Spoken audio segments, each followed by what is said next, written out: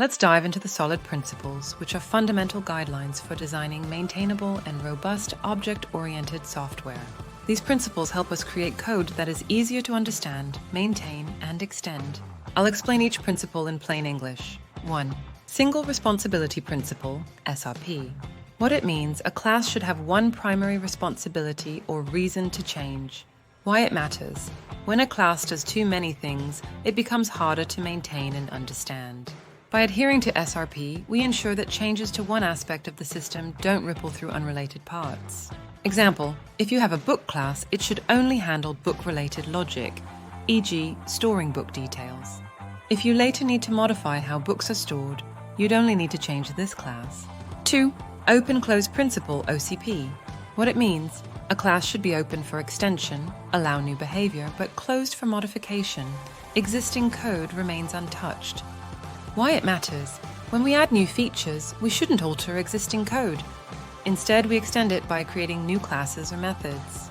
Example, suppose we have a payment processor class.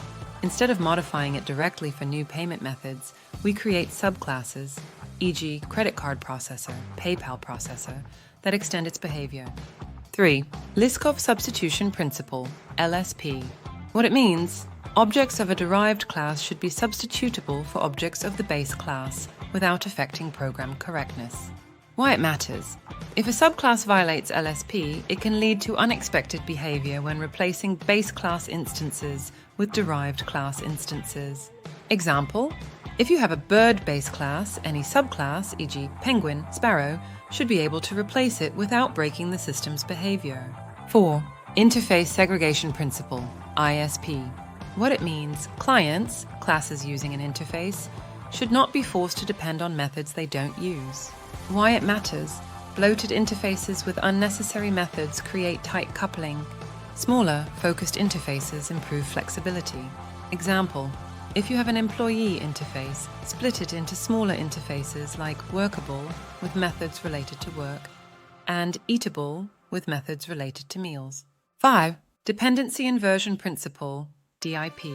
What it means, high-level modules, e.g. business logic, should not depend directly on low-level modules, e.g. database access.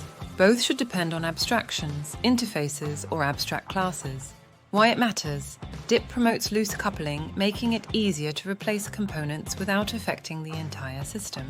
Example, instead of directly using a specific database class, create an interface, e.g. database connection, and let high-level modules depend on that abstraction.